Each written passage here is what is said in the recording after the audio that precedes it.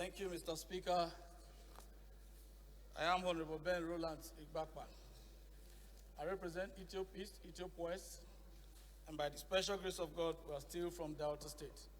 Mr. Speaker, I come under section, it's a constitutional order, section 58, 1, 4, and 5. Mr. Speaker. The Constitution? Yes, sir.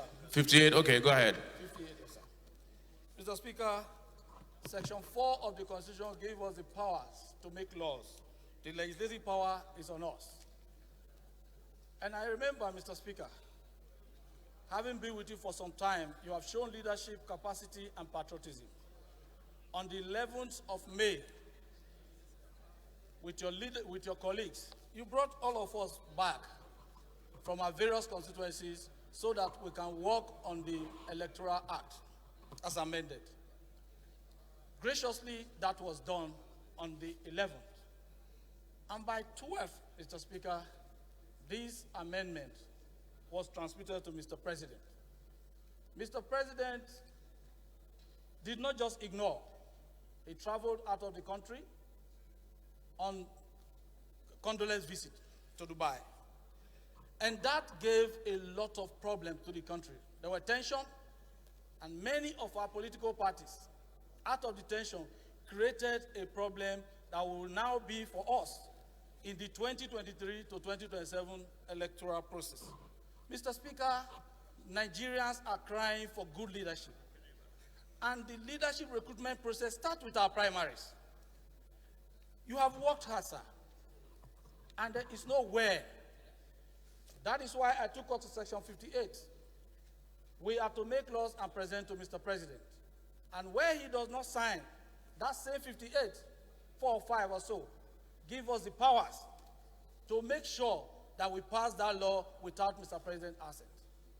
Mr. Speaker, there's no way in the Constitution, I managed to go through, I'm not a lawyer, but there's no way that said that one arm of government is subservient to the other. I think we are beginning with the good work that you are doing, Mr. Speaker. I just said you are a very good man, a wonderful man with your leadership. But by the time you leave this seat, by June next year, Mr. Speaker, Nigerians will not remember the good that you have done for me as a person, for the one you have done for our colleagues. They will remember you by the laws that you passed that has bettered the laws of Nigerians. And that is why, Mr. Speaker, we cannot continue to act as if we are under the executive arm of government. This Constitution gave us the powers, just like it gave to them. We must wake up as a parliament where we pass our laws and we are sure that we have done the right thing.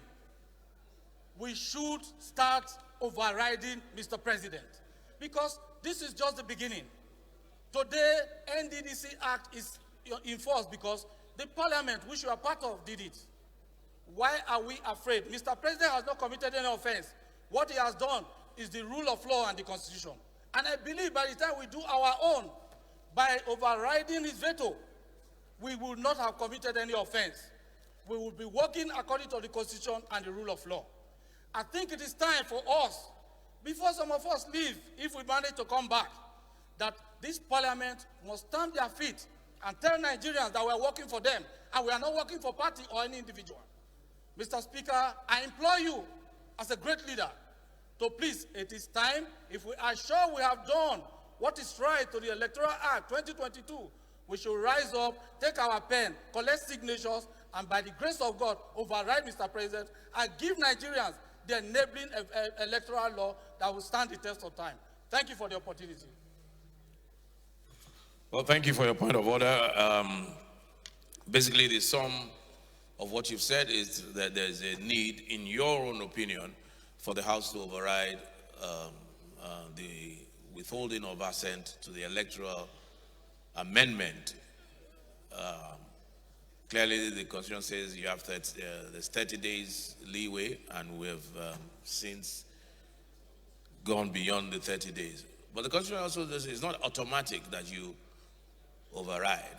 Is if you are convinced as a House that that amendment must stand.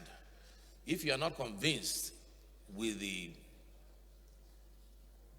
arguments advanced by the president, or in some cases, in this case, there is really no argument advanced, then you can override. But for us to override, I believe we require 2/3 majority. And it cannot be by voice vote, neither can it be by way of signatures, unless, of course, you have enough 2/3 by signature. So what I would suggest is that you bring the application, the formal motion on notice, so perhaps tomorrow or whenever you are able to do that, and then we'll determine whether or not this House is ready to override or not. I think that's the way to go. That's the proper procedure. And I appreciate your comments.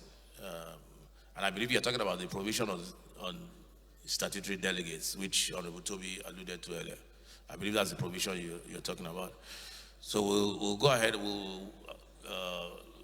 You can file your motion, and hopefully we'll be able to list it tomorrow or whenever the calendar permits.